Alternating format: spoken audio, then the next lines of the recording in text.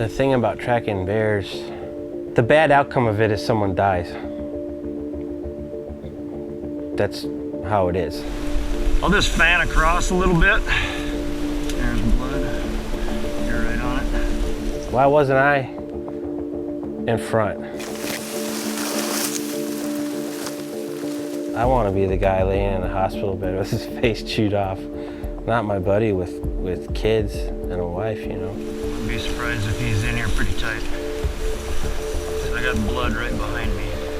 I know the value of family. Oh, stop. This is where brown bear, grizzly bear hunting gets interesting. When you're measuring the shot in feet rather than yards. Every bear hunt's different, but after 20 years, I can't remember 80% of them, and I'll remember this one till the day I die.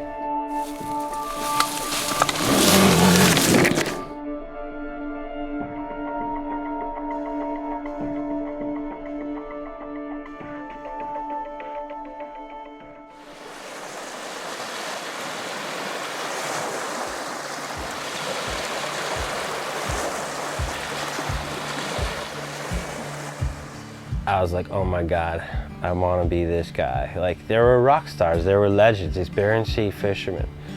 And he was the deck boss on a boat up there. He took me up to the Bering Sea on his boat under his wing, and it was a catcher processor, so we had 6 processors on board and 6 deckhands, and I started out as the low on the totem pole processor, and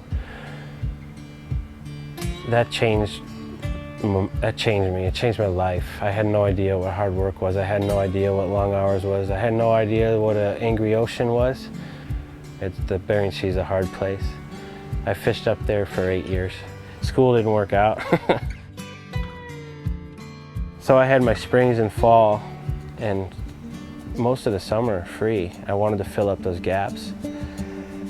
Yeah, I had no idea what I was getting myself into. And also that first moose that I walked up to that I saw was dead, I guided.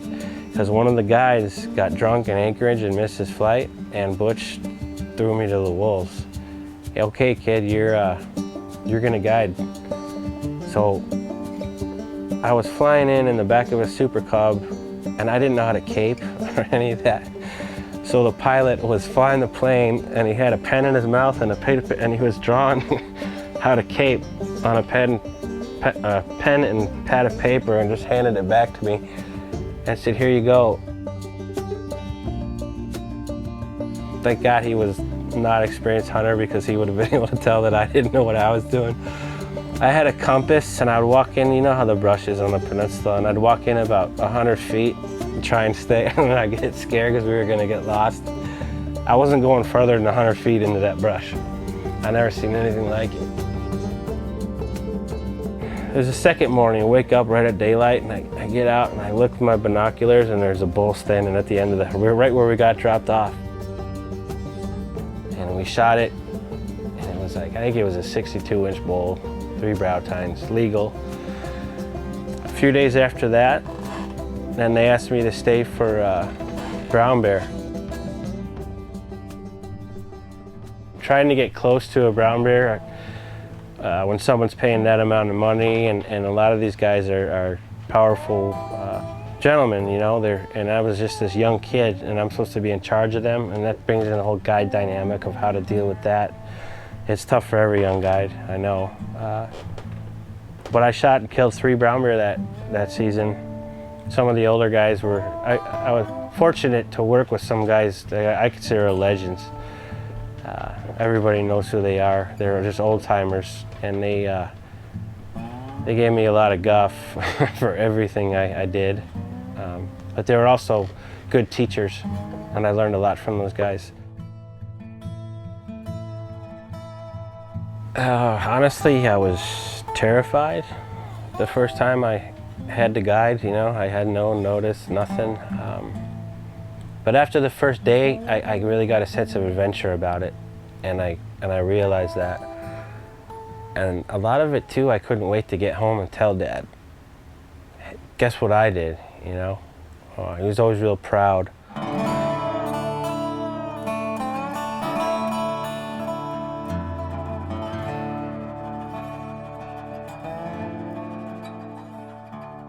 I wasn't one of those kids that was into video games or anything inside. I was always muddy. I don't know how many times I went to dinner with a wet shoe or a missing shoe.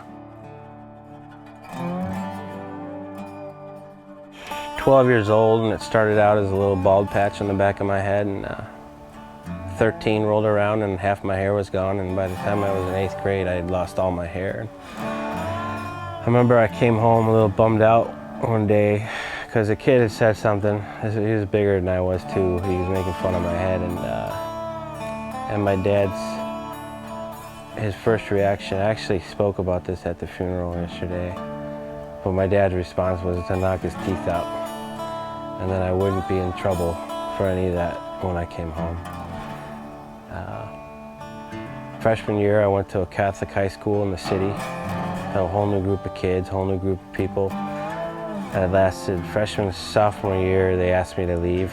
I think I'd been in 51 fist fights, 53 fist fights. And I didn't get kicked out though, they just asked me to leave.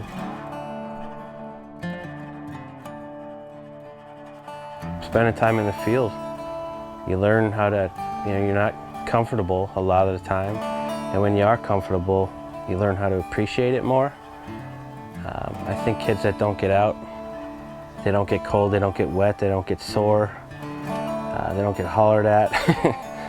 Life can be a little too easy. And being in the field too, you get to kind of know yourself because you're not other people around influencing you. I learned that at an early age. I'd be comfortable in the quiet and in the field.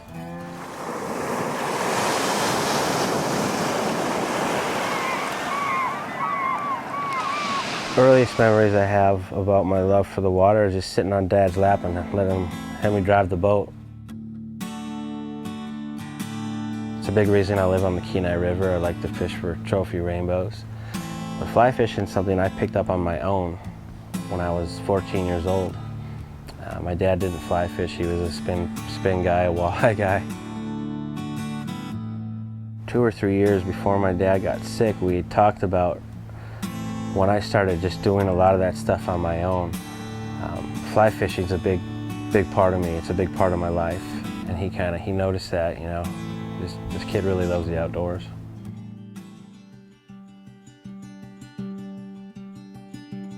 My dad was, he was a tough guy. He was a hard guy. He had 4 children. He was a trader. But when we went hunting or fishing, it was a different dad. It was a special time, so hunting and fishing, trips like that was a reward for me. To be able to go do that, I really look forward to it.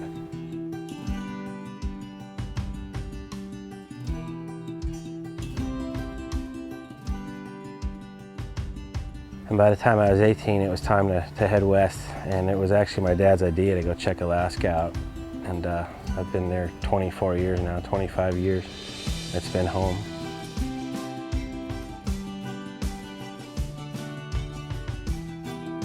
A buddy of his, a lifelong buddy of his, had that conversation with me yesterday, and he told me, when he first found out that I was going to Alaska, he said to my dad, he said, "John, you're nuts, you're gonna send your kid all the way to Alaska?" And my dad's response is, "This is the only college that'll take him." So. I didn't know the difference between Juneau, Ketchikan, Sitka, Fairbanks, Anchorage, and it was getting down to the wire, and Mom and Dad were like, "Come on, man, like, what do you want to do? And I was like on the phone with a buddy, and I'm like, "Hold on a second." I'm like, "I'll just go to Juneau." I could have said like Fairbanks or Ketchikan, but I said Juneau, and we sent the paperwork in, and the next thing you know, I was on a jet to Juneau. I was 18 years old, didn't know anyone, anything. Within 3 months of being in Juneau, I was befriended by a group of local kids that completely blew my mind to what the outdoors could be, how hard it can push you. I got the royal treatment. and it was because of those guys. And it just expanded my mind, and I just wanted to keep pushing and pushing. It's kind of weird, almost taboo, but I like to second guess. Will I die if I do this? Will I make it? Will I go around this corner? The wilderness to me, and the way I hunt and where I hunt and how I hunt, it's a sport. And the other team a lot of times is Mother Nature or the animal.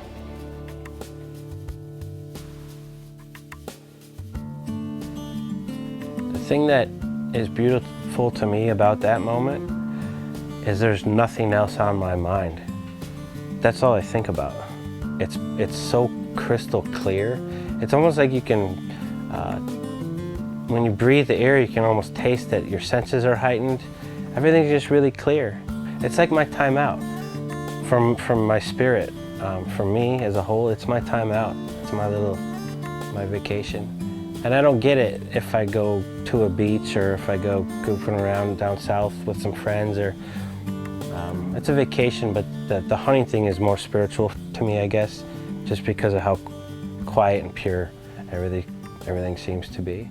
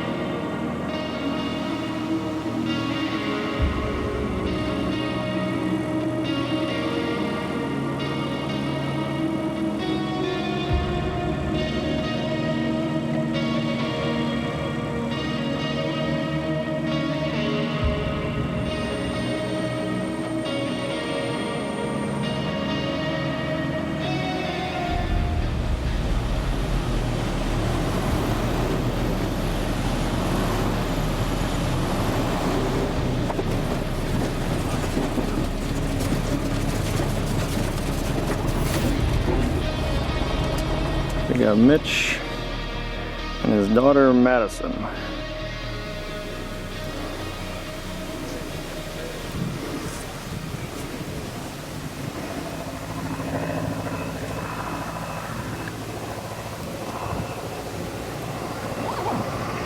Looks like she's got a pretty good line.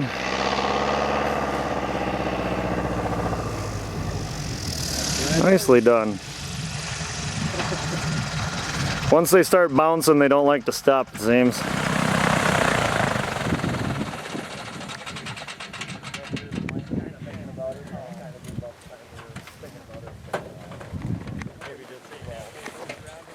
Yeah, they're definitely moving. They just like the same way, basically. Yeah, and once you get stood up, I'll help you find them.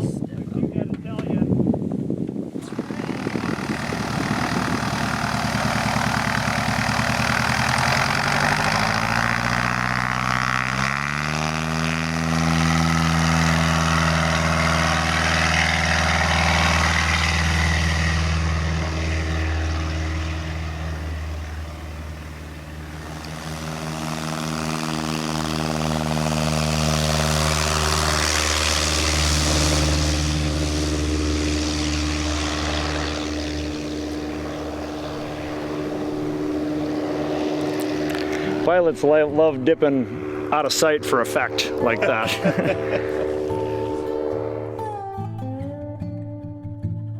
Mitch Miller is your typical modern-day big game sportsman. An honest, hard-working, self-made man seeking to escape the busyness of today's modern culture. With him on this hunt is his daughter Madison, just 17 years old. With a lifetime of choices and decisions ahead of her, this hunt would mark one of their many adventures together, and perhaps reinforce their bond and alter the course of their lives more than any other.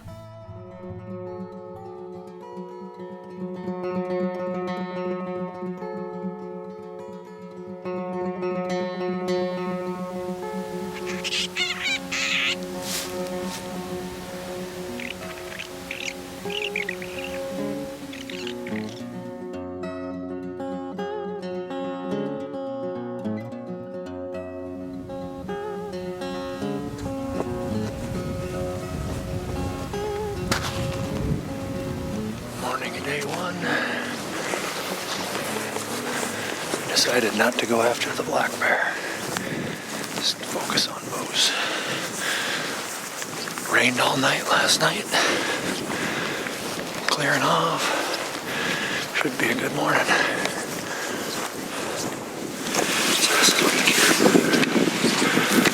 So it just grows on there. It's just like a sponge. Really no root to it. So it absorbs that water and it holds it there. It takes like 70 to 100 years for that to grow. So about 50 years ago, there was caribou everywhere here. Now there's none because they ate all their food.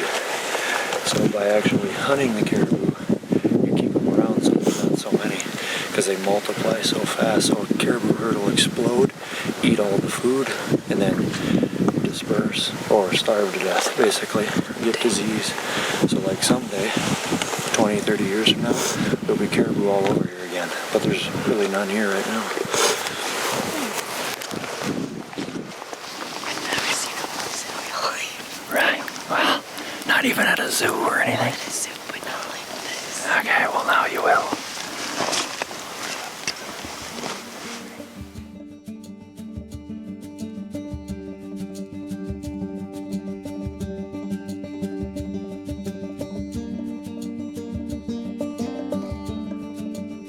We saw a few cows and a couple small bulls that morning. By midday, a frigid air mass had surged over the Bering Sea and brought with it rain, snow, and a half a gale of wind.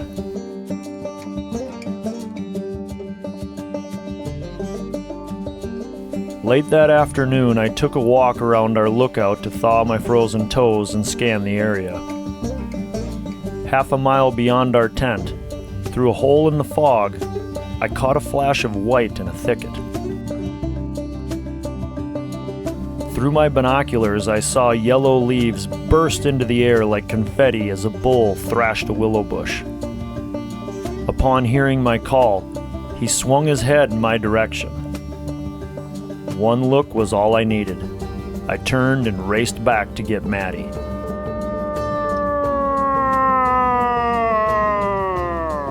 The bull eventually lost interest in my cow moans. John took my plastic jug and crawled down to a nearby cluster of alder to challenge the bull with some brush raking.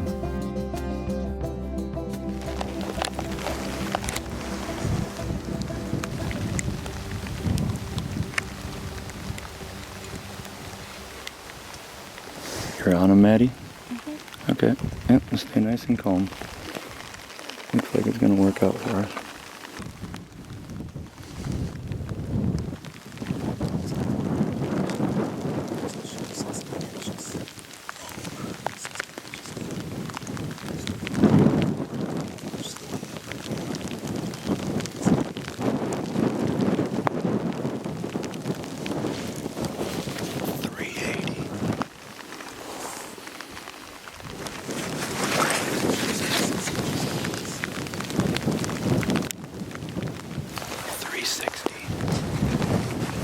Does she know where to hold? High on the shoulder right now. Does she know where to hold? Are you telling her where to hold? Okay.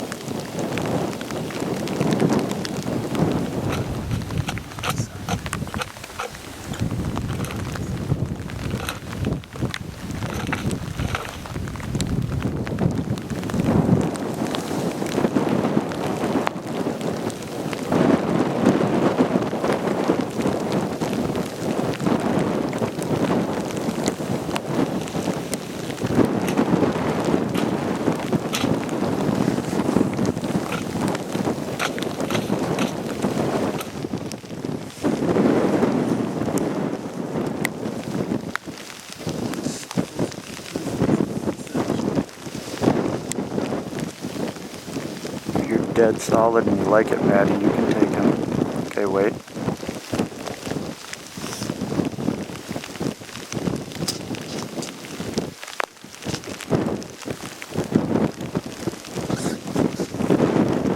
He's not. All right, Maddie, from here on, listen to me, okay? Take him right in the chest, right now. Squeeze it real slow, right in the chest.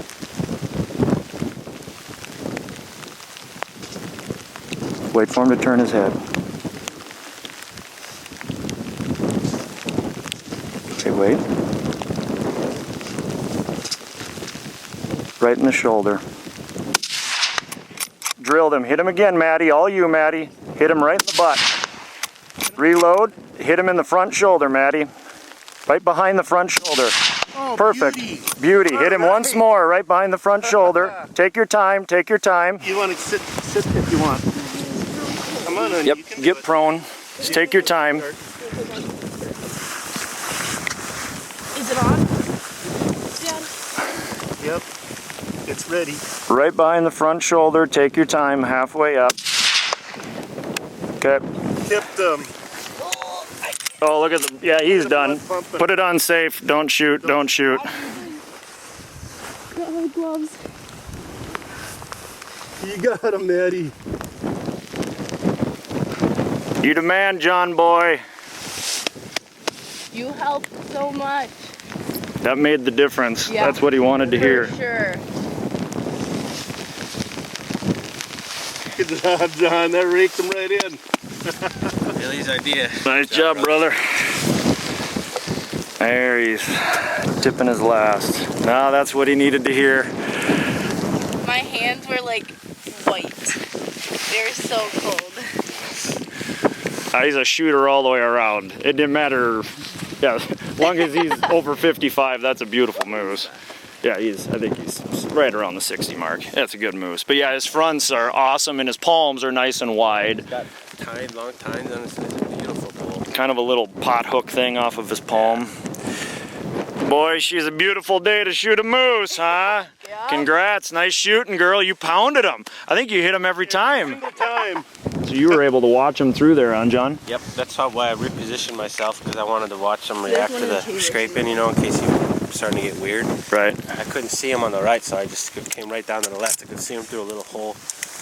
right. Just he kept coming, so kept raking. Perfect. I kept looking. I think that's what, yeah, that helps so much because he kept noticing that. Yep. See, they're so smart. When they come out and they know they should see something, they get pretty leery, you know, and that's scratching, or the raking, definitely. Especially That's what he first wanted to he's trying hear. go up. All right, let's get chambers empty and safety's on. Actually, magazines can certainly be full, but I don't have any more. Yep. We're clear. We're clear. okay, very good. I'm gonna clear mine. Awesome job, guys. When you woke up this morning, I bet you were thinking, oh, I hope I get to butcher a moose today. Later on today. When it's raining a little harder, though. 6 o'clock.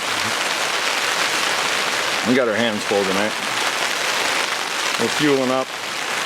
What is it? 500 yards from the airstrip. You ready to go take a look at him there, Slayer? Talking to you. You ready to check him out? Yep. Old Annie Oakley. Maddie Oakley. You're gonna have to Google her when you get home.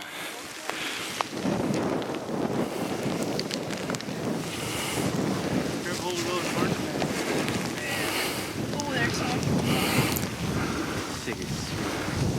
Wow. See where he got gored fighting there, probably last year. 6 by 6 on the front. Wow, that's awesome. That's pretty rare.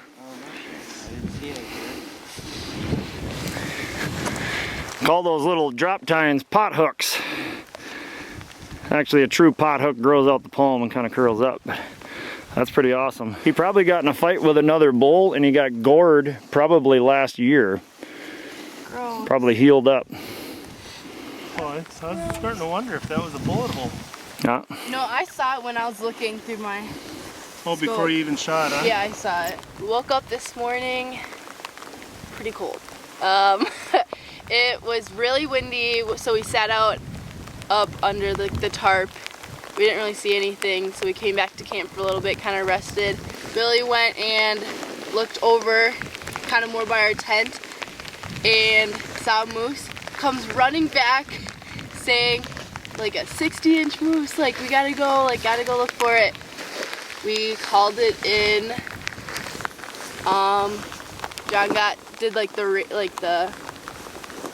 Raking, yep, brush raking. And it started coming in closer. You called it in, came closer, came into 160, 170 yards, and shot it. Were you nervous before you shot? Yeah, I was cold, but we got it done. What were you thinking as he was kind of walking across this big opening pretty much right to us? What were you thinking as he's coming in? You're watching him through your scope. I've never seen a moose this close, and I want to see it closer, and now I got to. Yeah, and you can see how he's kind of wavy in the back in that palm, got a little dish. That's a good indicator of maturity, and he's a fighter too. He's got an abscess probably from last year. But the tape said 66. That's a heck of a bull. Yeah. Absolutely. Do a lens cleaning service. Beauty. Welcome to the boar's nest. She's musty. Stinks like moose. Got the hand sanitizer going. That was like victory. Trying to get a little bit of airflow through here. I don't think it stopped raining once there. No. Not Nice and warm.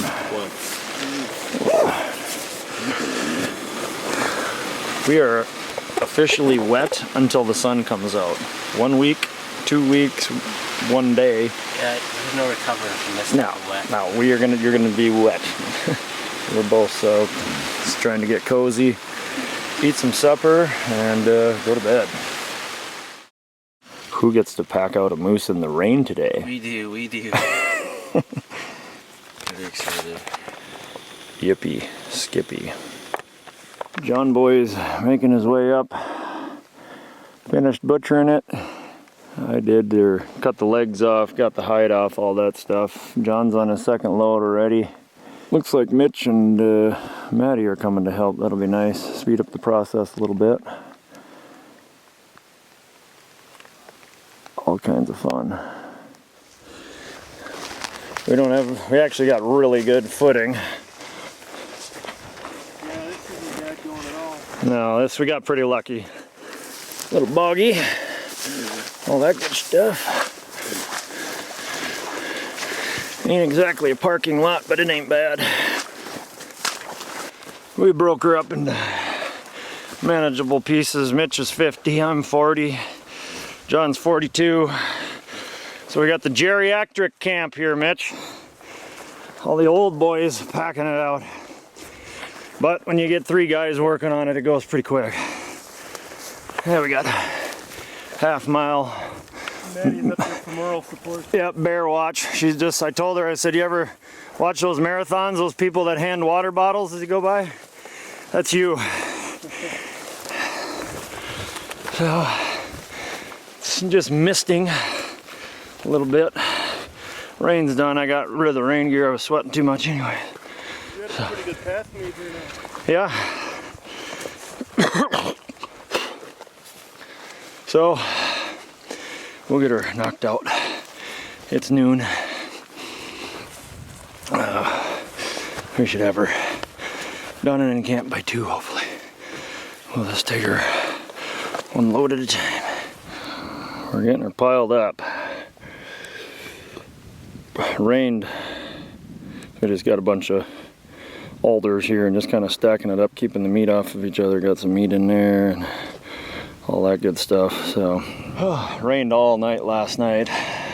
Rained on us the whole time we were butchering.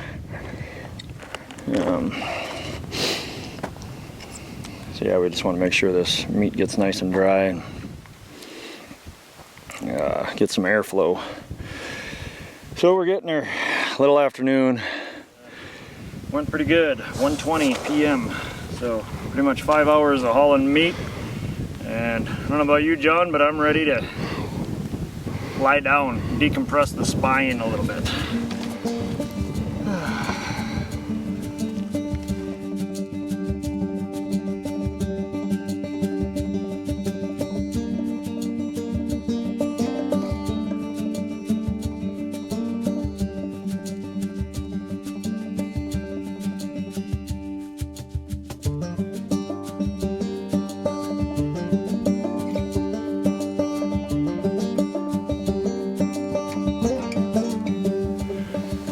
Got a pretty nice grizzly.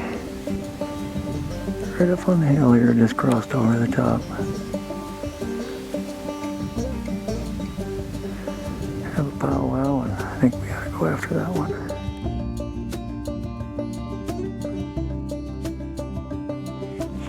Wind right now is out of the south. Thermals right now are going down. Camp is right over there.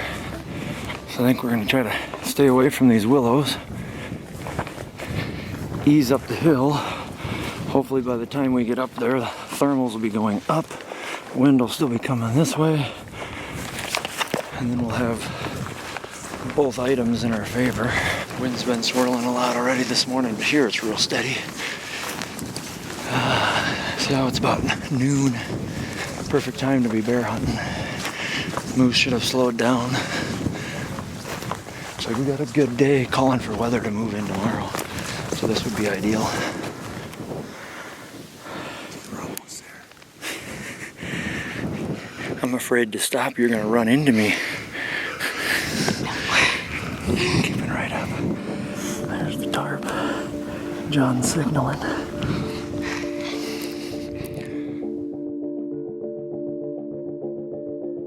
Knowing the grizzly would be out of our line of sight for most of the 1.5-mile stalk, John agreed to stay behind and signal for us. Glassing back at our system of a blue tarp and game bags, I was assured as to the whereabouts of our quarry.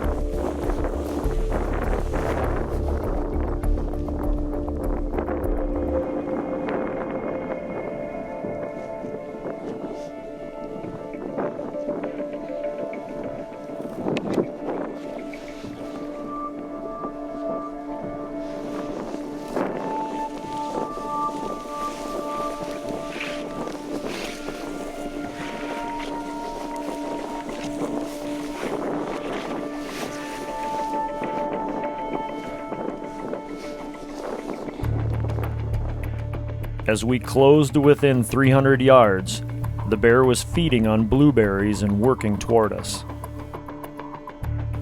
We set up on a slight promontory and waited for several minutes, but the bear eventually turned and foraged aimlessly on the opposite side of the brushy draw.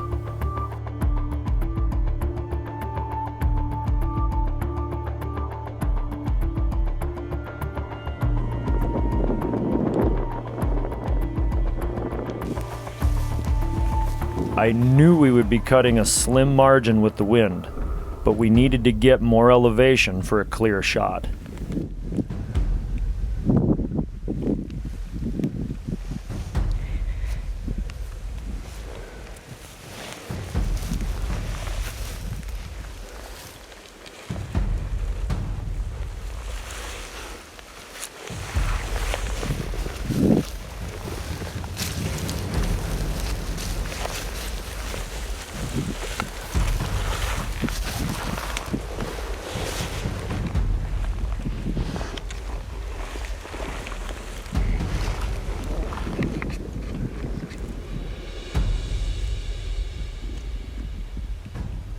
We slipped within 120 yards.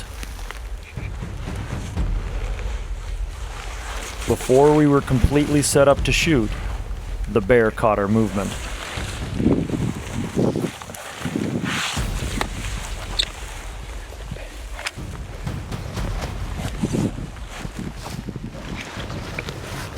Hit him right in the chest whenever you're ready. Squeeze it real slow right in the chest. I need help to hold this thing. Are you on him? Okay, shush, you whenever. Right in the chest, squeeze it slow. Squeeze it real slow. Okay, reload. Oh my gosh, I'm not a lefty. I can't hold this thing. This gun's too heavy. Hit him again, Mitch. I don't see him yet. I see him out. Look, you hit him right then, lady. That wasn't me shooting. So I'm bleeding because of this Where? freaking gun. Where in your eye? Oh, my finger. I can't hold this thing and shoot. Alright, you guys stay put and bring my pack when you come. But I can't. Hang on, you go.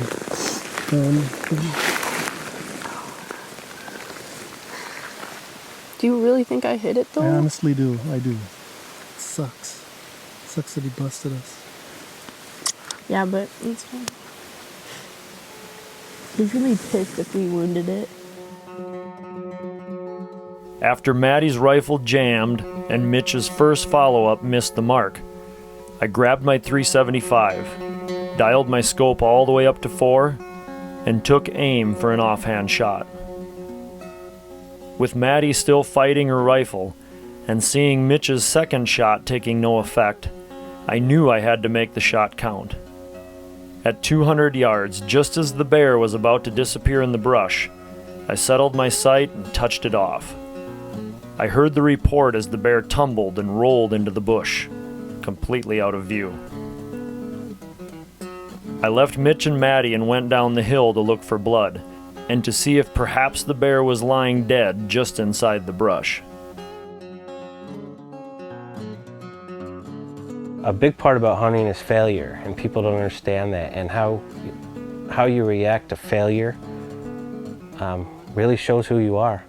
How they react when the animal doesn't do what you want it to do, or when the weather does what you don't want. You know, Alaska especially does not care about your plans. It'll laugh at you and spit on you, and I've seen guys fold. I've almost folded. I've thrown fits before. I've kicked trees and thrown rocks, swore, pouted, simply like a 5-year-old, walked in circles, pounding my fists. Hunting in Alaska, if you hunt hard and you hunt multi-species, you'll be tested. You will be tested. I didn't find blood, only bent grass and disrupted tundra. I followed it for several yards to the point where the foliage was so thick I could no longer see my hand in front of my face, and all I could smell was bear. It was time to back out. After the gunshots, I saw where the bear ran. I saw how it ran. It looked like it had a full head of steam heading into the brush though. So at that point you get your game face on. Is he coming up?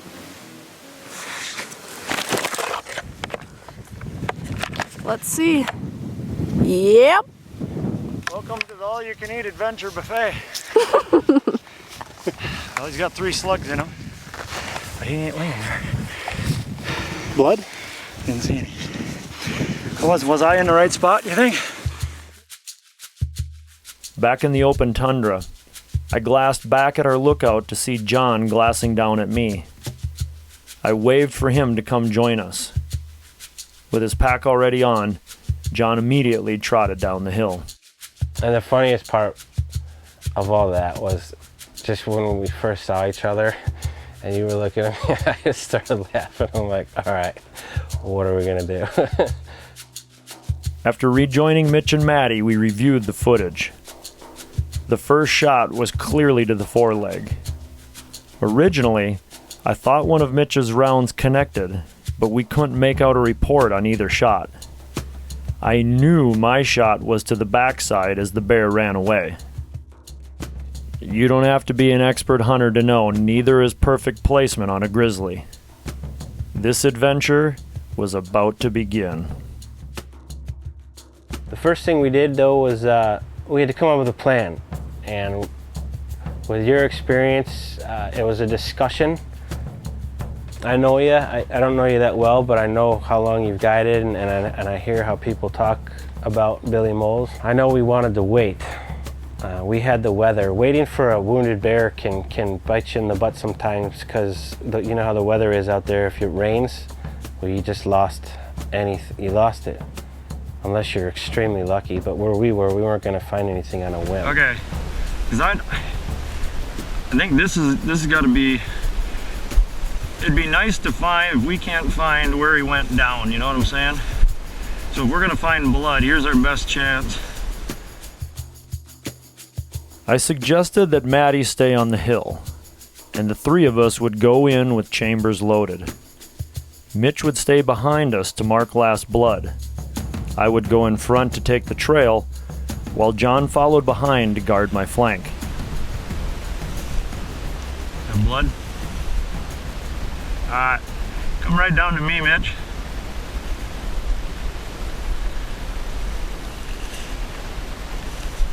Hey, dude, you don't have to go on point. This is my... I'm happy to do it.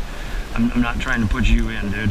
Actually, I would be more comfortable if I did it, to be truthful. But John said no. I'm taking the blood trail.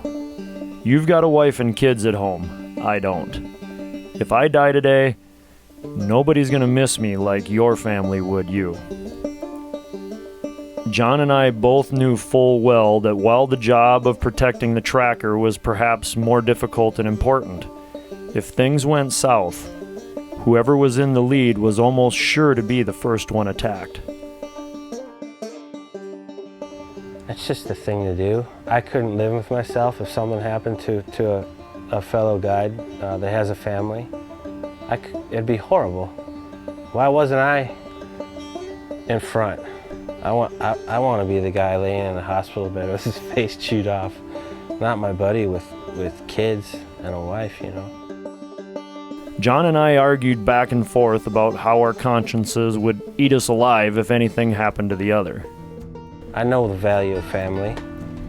They instilled it in me from the day I was born, and a direct reaction of that is for me to put myself in harm's way so some kids won't grow up without a dad because they were going after a wounded bear. As our voices grew louder and our eye contact more intense, I remembered John telling me how many fistfights he'd been in. And I decided maybe we better do it John's way. Got blood? To the right? Okay. Oh, I got blood right here. Okay. I wouldn't be surprised if he's in here pretty tight.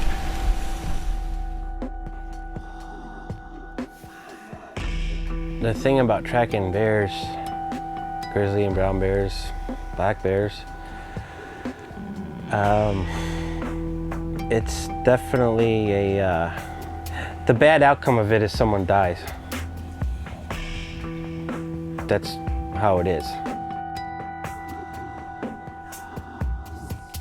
And I'm a pretty easygoing guy. I joke around a lot and I make light of a lot of situations. But when it's like that, it's, you know, you gotta take it seriously, because that is the negative outcome is someone gets really severely mauled or dies. Yep. I never want someone to go in after a wounded bear if they're not experienced enough or if they're not comfortable. But if you want to start calling yourself a guide and you want that respect, that is part of the job that a lot of people don't understand. And it's scary, but it's part of the job. Gotta do it. There's blood right here.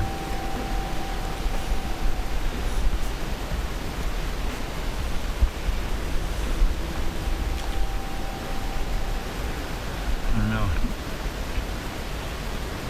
You have blood though? Okay, right here. Okay, I'll come with you. You want to stay put, Mitch?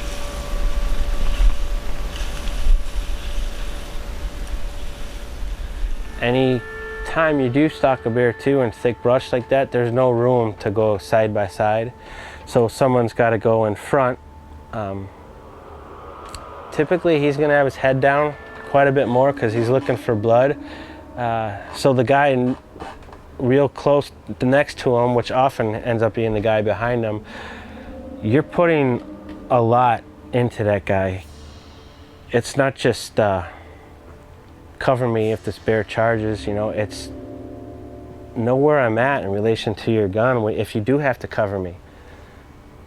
It's a really good recipe to shoot someone in the back of the head, unless the guy knows what he's really doing, you know. I wouldn't trust a lot of guys to do what you did for me, you know.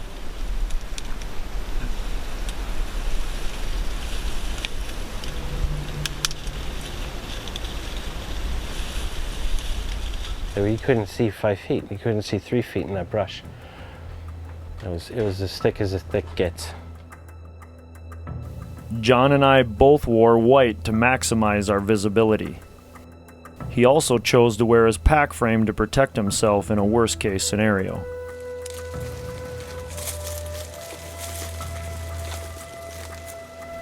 Because the foliage between waist and eye level was so dense, we were forced to duck walk or crawl most of the way. I just moved him. That's his bed right there.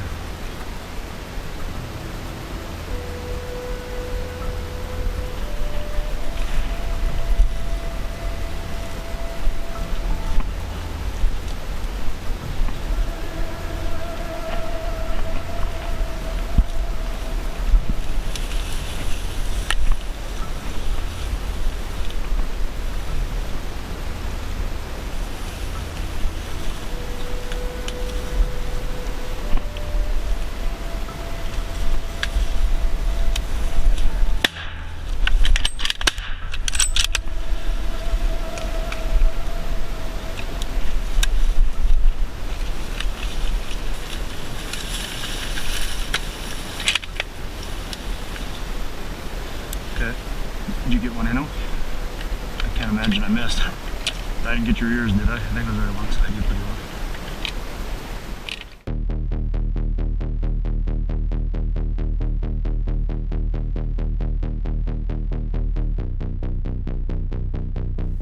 About 20 minutes into the trail, John froze still, raised his .458 lot, and calmly announced, "I got a bear." Just as I stepped beside him, no more than 10 yards in front of us, the bear burst out from its bed. The bear turned at the shots and button hooked away from us. We listened as the brush crashed. A few seconds later, all fell silent. Well, we think he's got 2 more in him. We were right there. The bear was right there. He didn't go very far. Hey, let's wait like 20 minutes.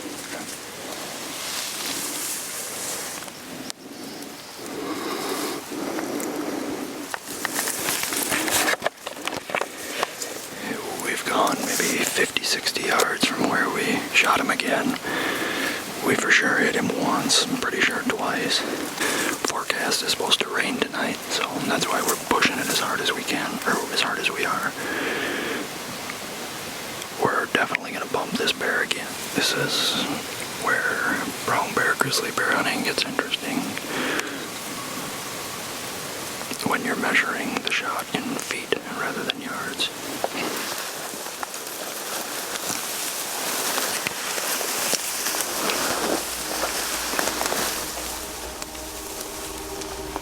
After another 100 yards, the blood trail was still easy to follow. John and I both knew this bear would not be dead when we found it. People always comment, "Tracking a wounded bear, that's gotta be the ultimate adrenaline rush."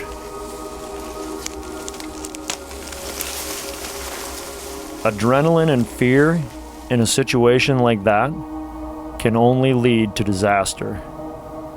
For me, and I think I speak for most guides when I say this, the complete opposite is true.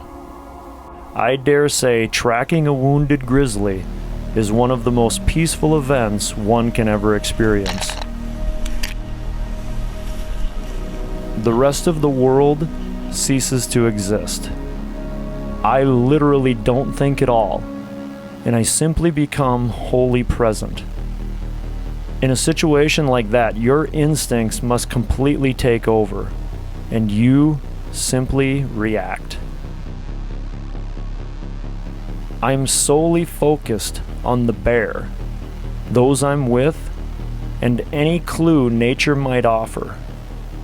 I'm listening for a bird to chirp, a stick to break, anything to help me kill the bear before it kills me.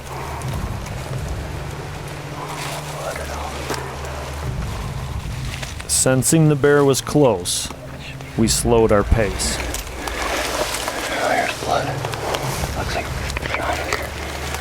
We would duck walk a few steps, then look and listen for a few minutes. Take a few steps, look, and listen. As we continued along, I looked back and noticed Mitch holding his video camera behind me. I suggested he leave the camera turned on, because whatever was gonna happen quick.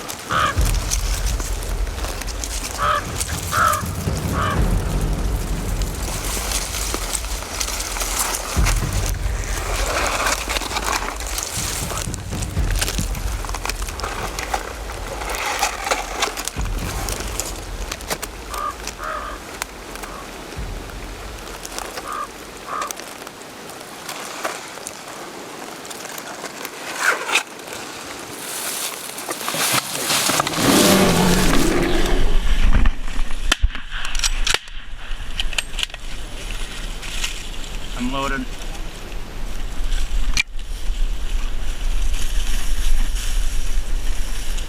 Yep.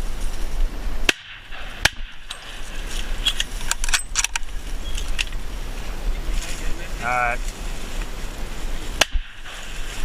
He's done. Did you get that on video? I think I might have dropped it. Was he coming? He's coming. Big red, he was coming. He's only 15 feet away and he's laying right there, but he charged. We can shake now. That kind of shake. Well, you got it on yours. Yeah, that thing's running. Wow. It was nice he gave us the grunt. Did you see him before he grunted?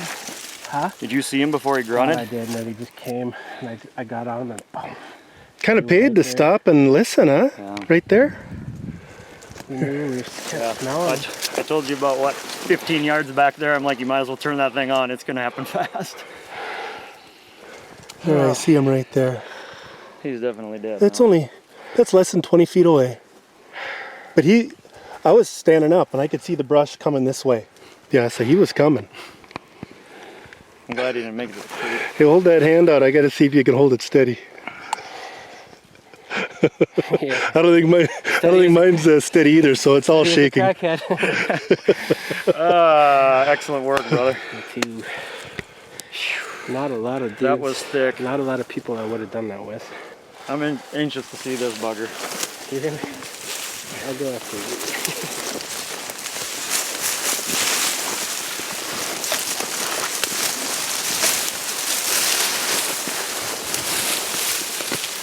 There's a lot of furry in that. Good bear. Yeah, that's a good bear.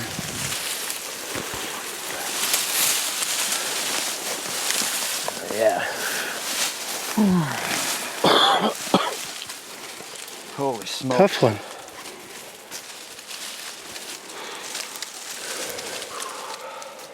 Beautiful hide on him. He's got a lot of loose hair. Oh shoot. He was ready to do it to it. Madison's wondering what's all that shooting all about. He may have one in the skull. Pretty short neck. That was an old sow.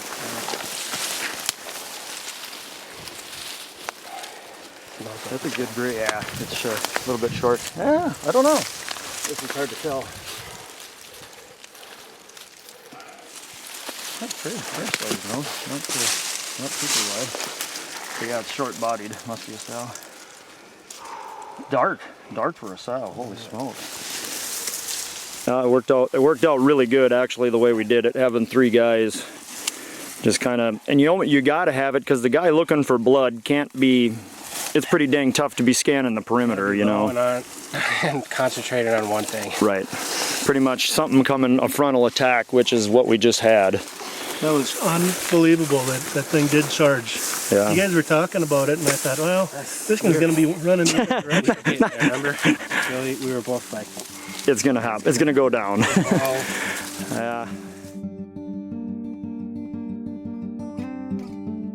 over the years, I've had to do that a number of times. It just turned out that this actually turned into be the real deal. Like, to the end, I've never had to kill one that close at a full charge.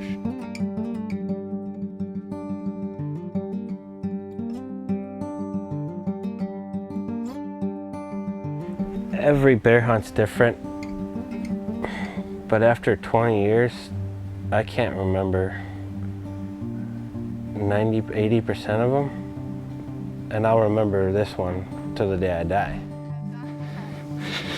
When you get to be 21, I know a couple guys that you owe a beer.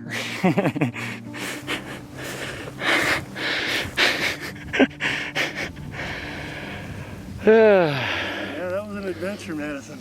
Explain. That was the real deal. It was all kinds of fun. Yeah, well, the last volley, John shot at least twice. I shot 4 times. Okay. So there was 8 shots there. Oh, okay, I lost I track. saw a But bear up there. black There was like a black bear up there for a while, and I was like, it like would sit and then it would walk over, then it would sit. I was like, if that's it, I'm gonna be so sad. No. It went over then. The dangerous work is done. Now the hard work begins. Well, congratulations, young lady. You got a grizzly bear. 17 years old shooting a grizzly bear. Yeah, that first shot slowed it down, and then I think it's all of our bear. he did good though. That was a good stock. He's waving. See John Boy down there waving away. Bear tracking machine, that guy. It was handy to have. John's been guiding up here for 20 years, and that's the kind of thing where going in with a lot of experience, you know, it's not patting ourselves on the back, but you know, that's having 2 guys with that much experience was pretty key. That's a pretty good bear. It is. That's a pretty good bear. It's a beautiful bear. Boy, it's got nice undercoat.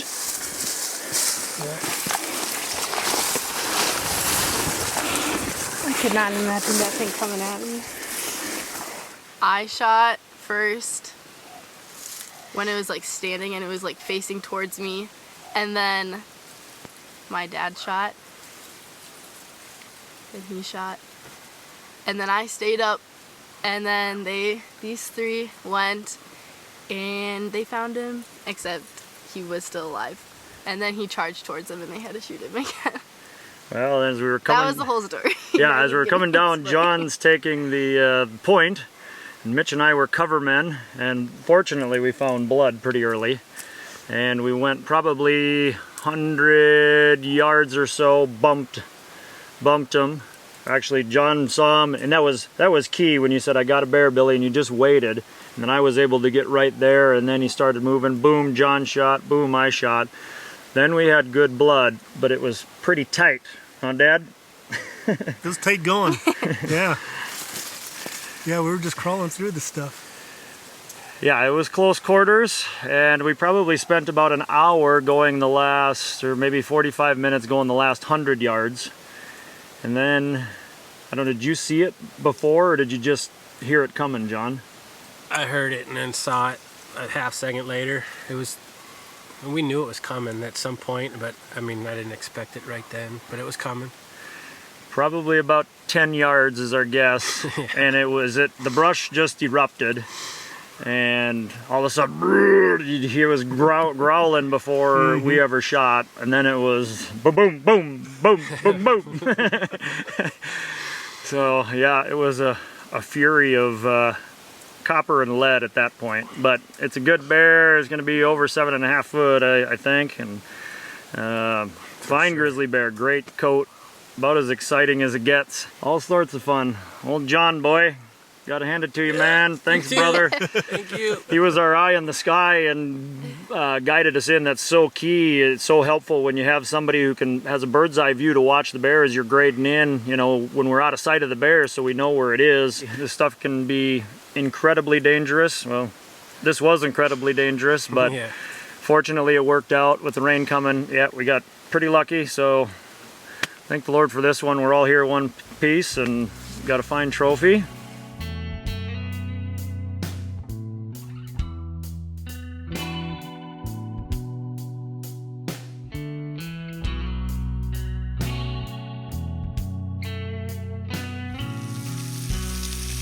Well, after 50 some days in the bush, I'm ready for some bacon. Got John boy frying bacon. Mitch and Maddie are going to bed.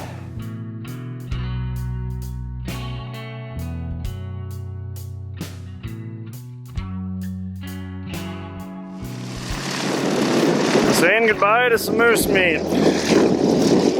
Happy occasion always.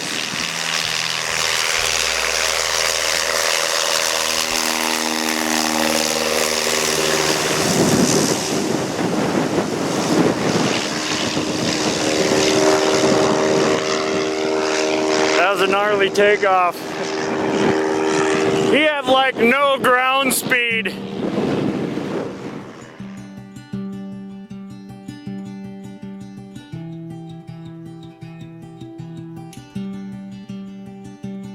We hunted 7 more cold, wet, and windy days.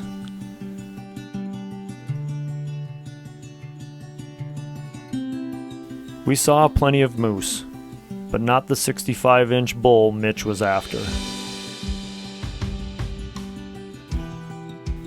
We also saw several bears. We even chased after a huge, potential 9-foot grizzly. This bear is a toad, and he is absolutely hauling tail. He's right up there. Wind's kind of doing this. But he was moving too quickly for us to get the wind right. And at 300 yards, he caught our scent. That's the way the cookie crumbles. But that is a big, big grizzly bear.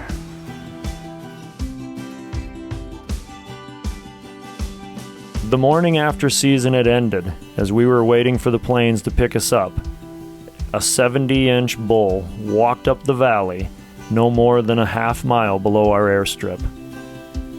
Some might call that bad luck, but perhaps it was the perfect ending to our hunt. A pretty bad limp. He looks pretty thin, like he's run down. He'd be a excellent bull to take, but our hands are tied and we're waiting for the airplane. It's over. 63 days in the bush, coming to an end, heading home. Can't wait to see the family. Back to the real world, for better or worse. Well, it was a bummer to not get her done for Mitch. I think the first time I've had a hunter go home empty-handed. Lord willing, I'm doing it long enough where it won't be the last. But good hunt. Got Madison some good critters, that's for sure. It was pretty darned exciting.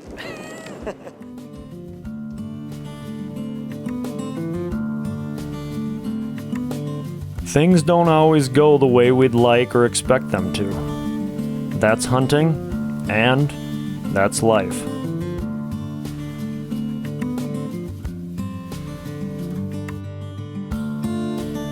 With Maddie's Grizzly, the wind direction, the stalk, the setup, the shot, none of those were perfect.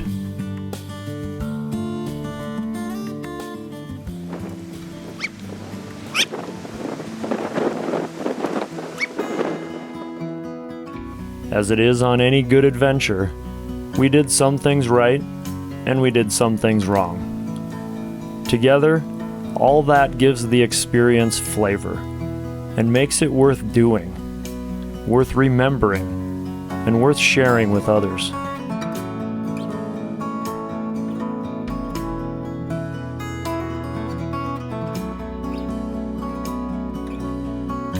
The emotions and lessons we glean from such significant, challenging situations forge our personalities, our instincts, our character, our very identity.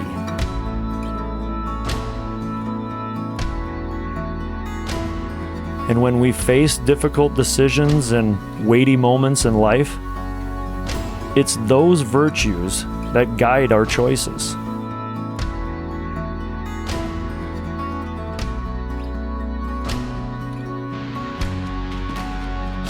With Maddie only months away from college, I don't think Mitch could have scripted a more valuable undertaking for the two of them to share. Not because she shot a fine grizzly bear or a record book moose, but rather, she didn't back down from something that was well out of her comfort zone, and she navigated through it. Yeah, that was an adventure, Madison. That was the real deal.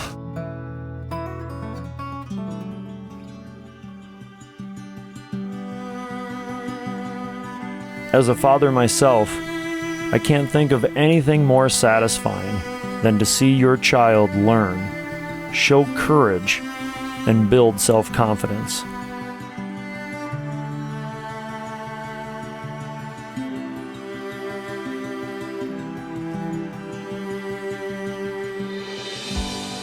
Though I've never met John's father, I have no doubt he took his children into nature for the very same reasons Mitch and I do. To open their minds, to help them mature, to appreciate things, appreciate life, and to discover themselves.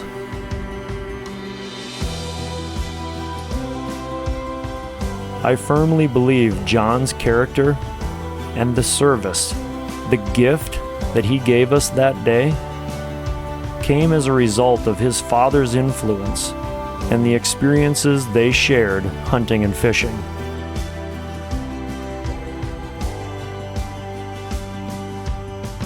John put my life, Mitch's life, Maddie's life, and for that matter, the lives of both our families ahead of his own that day.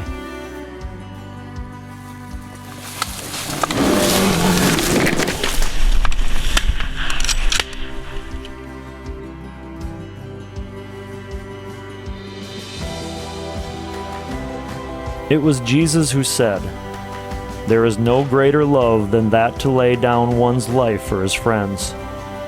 And that is exactly what John did for us that day. In my mind, that will always be John Anderson's legacy.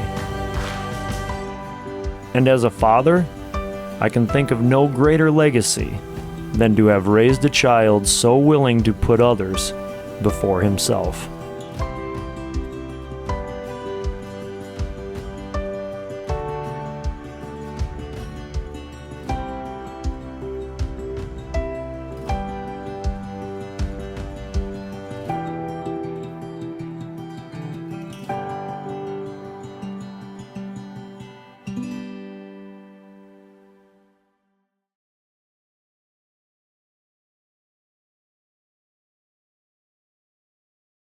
Remember your show when you had a TV show? My dad watched that, and we were talking about TV shows one day, and he told me that he really liked this Billy Moles show, And I like to think that he's watching. Kind of. Yeah. It was just so underneath thick. this. So I'm like this, and it happened 2 or 3 more times where we'd stop for 20 minutes, and we both agreed we're like, this thing's so wounded that we're gonna get charged. Yeah. I'm like, well, we're gonna get charged, and Billy's like, I know, it's coming.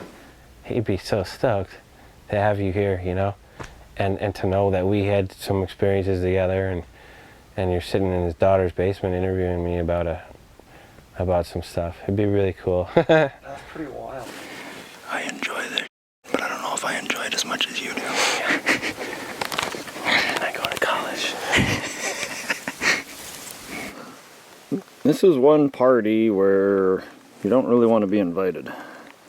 It took me 7.5 hours to get it quartered out.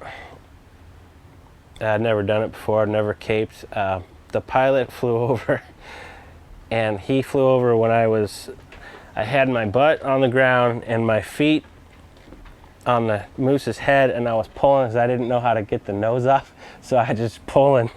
I was afraid to cut through that cartilage. And he said that it looked like someone blew up a moose with dynamite.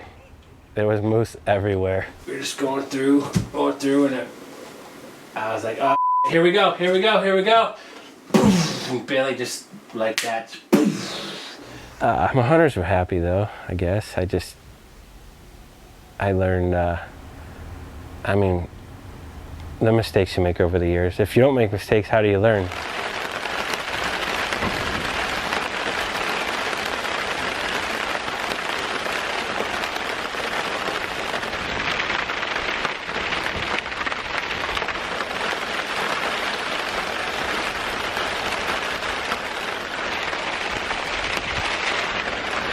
When you get to be 21, I know a couple guys that you owe a beer.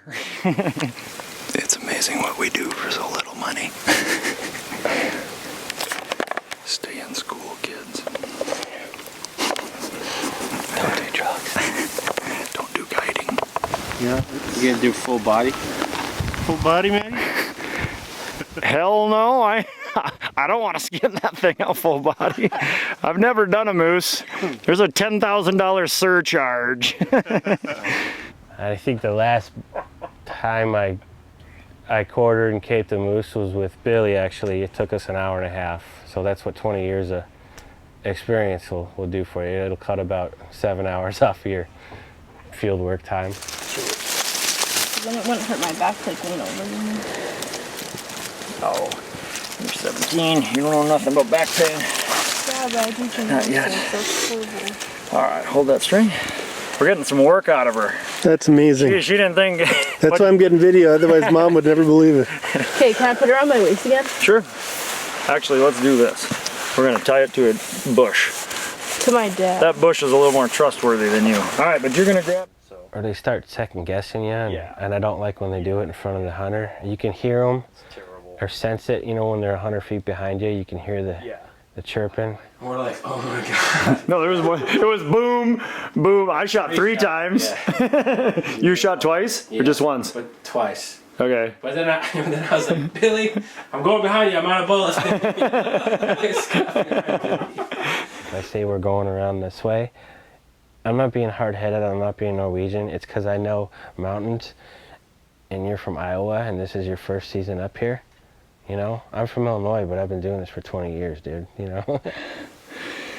Got about 5 more loads. So, party on, Wayne. Can you imagine if we didn't have this thing?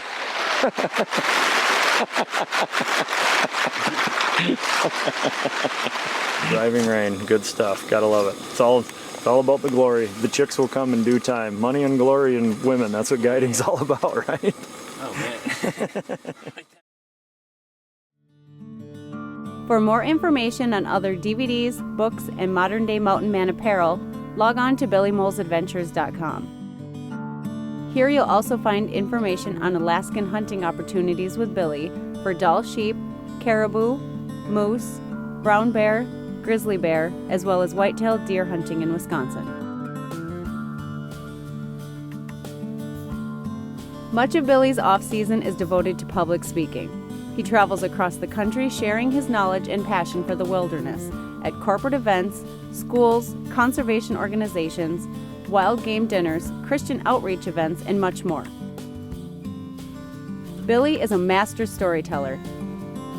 Attendees are sure to be entertained, educated, and inspired. Log on or call for more information.